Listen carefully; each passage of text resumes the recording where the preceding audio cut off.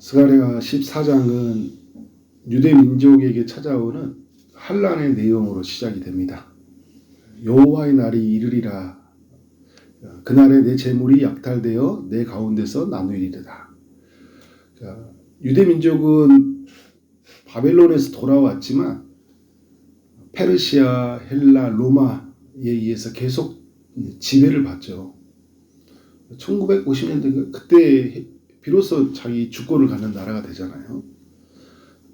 1절에 이 말씀을 볼 때 그 여호와의 날, 이런 날이 BC 586년 바벨론의 포로로 끌려갈 때도 이런 날이 있었거든요. 재물이 약탈되고 내 가운데서 나누이는 일들이 일어났었죠. 그리고 조금 이전으로 올라간다면 사사시대 때도 이런 일이 있었어요. 주변 나라들에게 계속 끌려가는 일들이 있었고 지배받죠. 그리고 586년에서는 완전히 이제 포로가 되는, 북이스라엘 같은 경우에는 멸망을 당하죠. 그런데 오늘 말씀을 보면 앞으로도 이런 일이 계속 일어난다는 거예요. 바벨론에 돌아왔는데 앞으로도 계속 약탈이 되고 나누이는 일들이 일어날 것이다. 왜 이런 일이 일어나는 것일까요? 바벨론에 돌아왔지만 하나님께로 완전히 돌아가지 않았기 때문에 여전히 그 마음속에 우상이 가득하고 불법, 불의한 일이 가득한 거예요. 하나님을 온전히 믿고 신뢰하지 않았기 때문에. 그래서 어떻게 돼요? 계속 죄를 짓잖아요. 예수님이 오실 때 보면 알아요. 그들이 얼마나 큰 죄를 지었는지. 예수님을 십자가에 못 박혀 죽이잖아요. 그리고 이후에 계속해서 그들은 회개하지 않았습니다. 2절의 말씀에 보니까 하나님이 이방 나라들을 모아서 예루살렘과 싸우게 한다고 합니다. 이런 말씀이 이사야나 에레미야 때 바벨론에 포로 가기 전에 주셨던 말씀들이건데 포로로에서 귀환한 사람들에게 또 이 말씀을 주고 있는 거예요. 이 말씀을 들으면 어떤 생각이 들까요? 굉장히 큰 절망이 들 것 같아요. 돌아왔는데 또 이런 말씀을 또 들어야 되니까. 그래서 성읍이 함락되며 가옥이 약탈되며 부녀가 욕을 당하며 성읍 백성이 절반이나 사로잡혀 간다고 합니다. 이 바벨론에 이제 포로에서 귀환한 후에 유대 민족이 겪었던 많은 시련들이 있거든요. 그 중에 대표적인 시련이 AD 70년 예수님이 오시고 나서 로마 군대에 의해서 예루살렘 성이 파괴될 때였어요. 바벨론에 의해서 예루살렘 성이 파괴되었잖아요. 그런데 그 성이 이제 학개와 스가랴를 통해 다시 이제 성전이 재건이 되었는데 이후에 어떻게 되는 거예요? 다시 무너져 버리거든요. 이런 엄청난 시련들을 겪어야 했어요. 엄청난 그 사람들에게 핍박과 어려움들을 많이 당하는 거죠. 1절과 2절의 말씀이 이루어졌다는 거예요. 역사 속에서. AD 70만 년만 이루어졌나요? 유대민족이 엄청난 시련을 많이 당하죠. 그 대표적인 시련이 2차 세계대전일 거예요. 그런 시련들을 왜 당했느냐?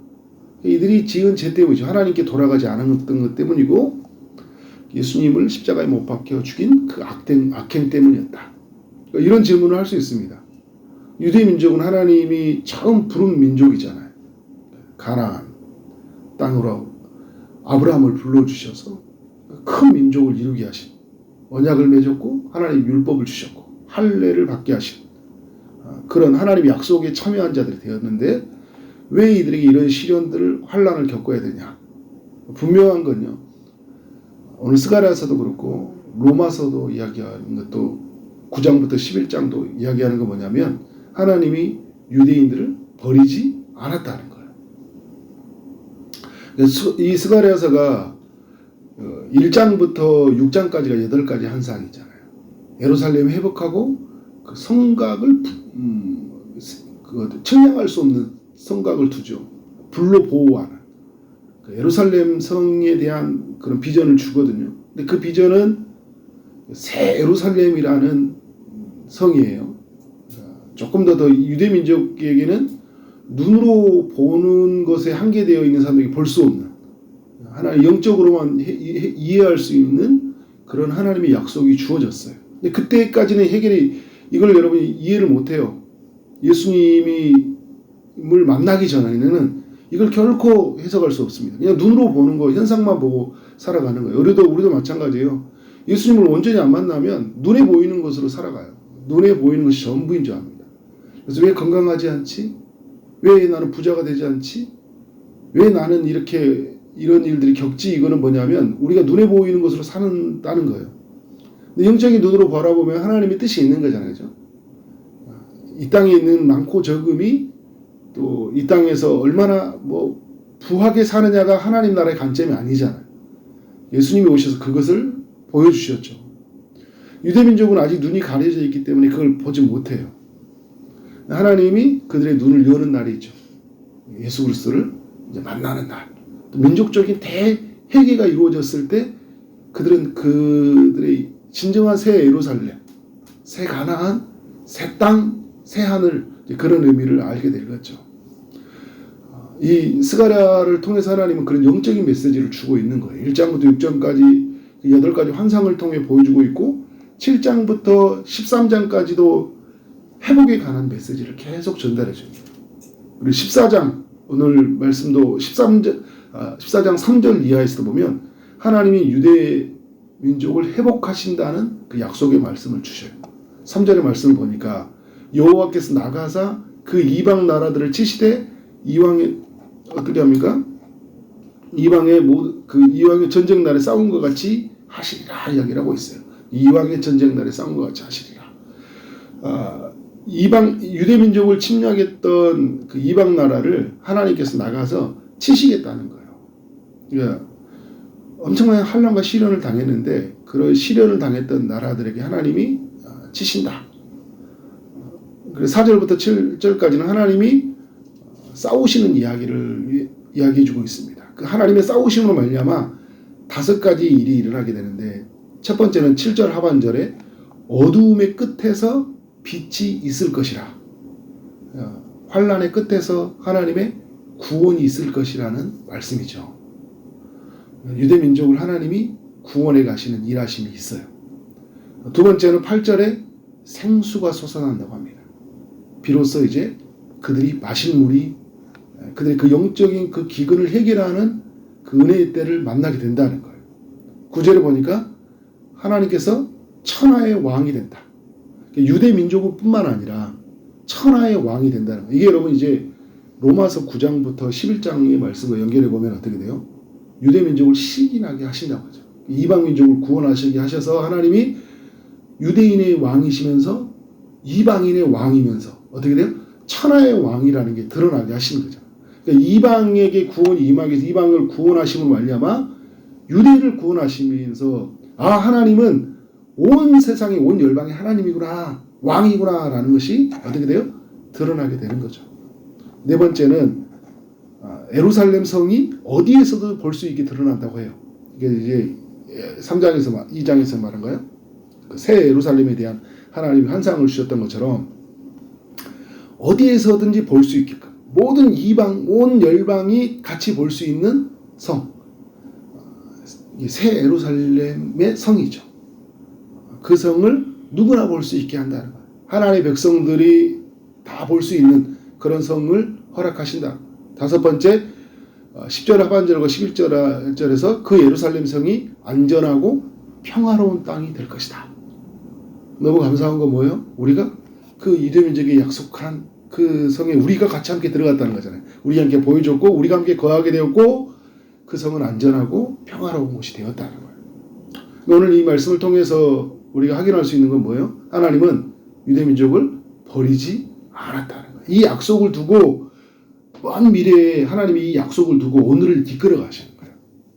근데 그들이 돌이키지 않으니까 여전히 그들의 마음은 바벨론에 있는 거예요.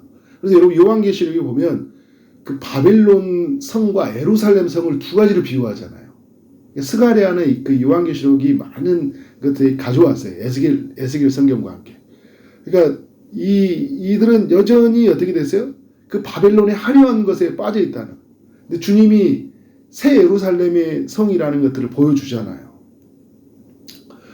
그래서 유대민족을 하나님이 버리지 않았다. 그 먼 하나님의 영광스러움을 위해서 오늘 환난이라는 것을 통해서 그들의 마음을 설득하기 시작해요. 돌이키기 시작하는 거예요. 그래도 돌아가지 않아요. 결국은 굴복해요. 근데 하나님이 약속이기 때문에 하나님은 알고 있는 거잖아요. 결국 그들이 돌아온다. 결국 무너져요. 그 환난의 끝에서 그들은 무너지고, 그래서 오늘 그 7절 하반절에 어둠의 끝에 뭐가 있다고요? 빛이 있으리라. 여러분, 우리 주변에 있는 사람들이요, 그런 시련을 당하고 어려움들을 당하잖아요. 그 끝에서 빛이 있다. 하나님이 그 끝에서 보고 우리를 인도해 가시는 거예요. 하나님의 백성들은요, 결국은 선을 이룹니다. 모든 것이 합력해 선을 이뤄요. 현재의 고난은 장차 나타날 영광과 좋게 비교할 수 없어요. 그러니까 영광을 주시기위해서 그 깊이와 넓이와 그 풍성함을 알기 위해서 고난을 허락하신 거잖아요.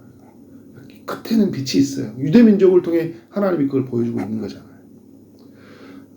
이런 계획 앞에 유대민족은 뭘 해야 되냐? 하나님께로 돌아가는 회개를 해야 되겠죠. 하나님은 이런 계획을 가지고 계실 때 그 계획을 만나기 위해서 그들은 뭘 해야 되냐면 하나님 앞에 회개해야 되는 거예요. 말씀을 받은 자, 약속에 참여하는 자로서 하나님의 뜻을 살지 못한 것에 대해서 회개, 무엇보다 예수님을 배척하고 십자가에 못 박힌 것에 대해서 회개하고, 그래서 그를 메시아로 여기고 하나님 나와야 되겠죠. 그때 그들은 하나님의 계획과 속에서 그 일하심을 경험하게 될 거예요. 그래서 12절부터 15절까지는 하나님께서 예루살렘에 친 모든 백성에게 재앙을 내린다는 거예요. 유대민족을 환난을 당하게 하셨는데, 바벨론의 포로로 끌려갈 때 바벨론을 사용하셨죠, 하나님이. 근데 하나님이 바벨론을 치셨어요. 악을 행했기 때문에. 유대민족에게 이후로 페르시아, 헬라, 로마 이런 나라들이 어떻게 돼요? 하나님이 다 치시잖아요. 다 그들은 멸망을 당하거든요. 지금도 여러분 유대민족에게 힘들게 했던 나라들 엄청 고통과 시련을 당하잖아요. 그죠? 하나님이 일하신다는 것을 알려주고 있어요. 근데 여러분, 이런 하나님의 일하심 속에 우리에게 알려준 게 뭐냐면 16절 이하에서 온 세상의 심판 가운데서 심판을 받거든요. 유대민족에게 환난이 있지만 다른 민족에게 심판이 있어요. 그런데 구원받는 백성이 있다는 거예요. 이방 나라들 중에 남은 자가 해마다 올라가서 만군의 여호와를 경배하며 초막절을 지킨다. 하나님을 예배하게 된다는 거예요. 이게 무슨 말이에요? 하나님의 구원이 온 세상의 심판 가운데 하나님의 구원이 있다는 거예요. 그래서 이게 여러분, 이 구원을 누가 경험했어요? 우리가 지금 경험하고 있잖아요.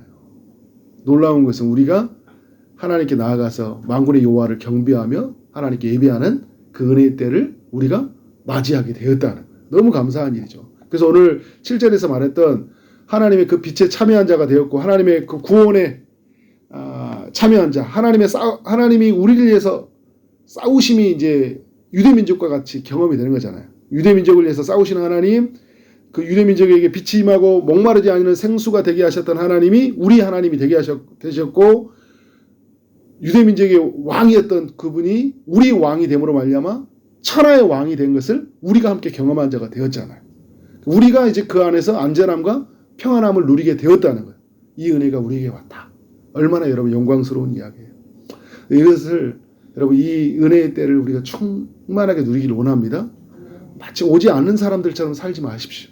이 은혜의 때가 우리는 맞이한 사람들이라니까요. 주님이 우리에게 오셨어요. 주님이 우리에게 안전한 성곽이 되어주셨어요. 우리는 그 안에서 머무는 자가 되었고 그 안에서 평화를 누린 자가 되었거든요. 성령이 오셨다고 하잖아요. 성령이 우리 안에 오셔서 그 안에 평화를 누린 자가 되었잖아요.